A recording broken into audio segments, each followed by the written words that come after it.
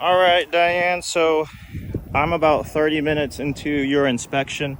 I just got done getting all of my documentation I need to get your property on file because just to give you a quick answer, I thought your roof was fine, but after a thorough inspection, I see lots of hail to 50% of the roof.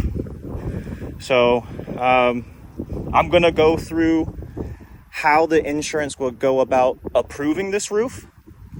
How would they go about giving you kickback and giving you a denial, and explaining what I can do to help y'all if that situation should arise.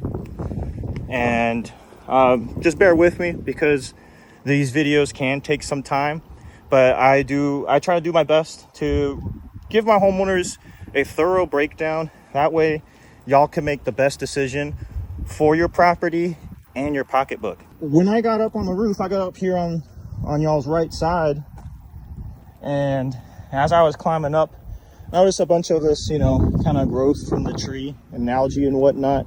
Yeah, that can deteriorate the shingles a little quicker than they should be deteriorating, but it's not the biggest deal. And I'm looking around here, and what I'm looking at the shingles as I'm looking for any scarring, any shingles ripped up because branches are falling down or hitting, but also mainly storm damage, hail hits, shingles being ripped up, flipped up, right? It's very easy to spot the hail, and as we're seeing here, not seeing anything, not seeing a whole lot except for all these little splotches of, algae growth or moss or whatever this is. So that's no big deal. So as we're coming along over here, I'm still looking at everything. Shingles looking pretty fresh, pretty good. I see this little nick here from a tree branch. That's not ideal. That should be fixed. But nothing really telling me that there's been hail affecting this roof. So I always like to check out the chimney. This is a very critical area of any roofing system. It's a pretty large penetration. You want to make sure that this is properly flashed into it. That way it stays secure. There's a bunch of this debris here. So me thinking this is not gonna, this roof's not gonna need a repair. Maybe that, I just wanted to clean this off for you really quick. And that way this doesn't get more rusty than it is. But currently, it's keeping the water out from what I can see. What's going on underneath, I don't know. So maybe y'all do see a leak happening around this. But when the roof gets replaced, I highly suggest getting this taken care of. Some homeowners don't like to pursue it, but we can get the insurance to include it in the claim and get you approved. So here I am thinking y'all's roof is fine, but duh, of course all the shingles under the tree are going to be fine, right? We're not going to see damage. That thick oak tree is going to be protecting it from all the hail. And as soon as we get away from the tree coverage, what do we see? Holy cow, lots of hail. So how your insurance goes about the claims process is they wait for you to file the claim.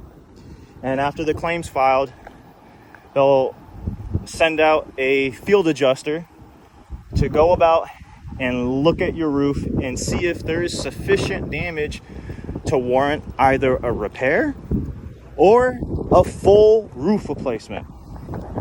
And how they do that is they assess slope by slope, and they'll assess 4 of your facing slopes. So front, right, rear, left.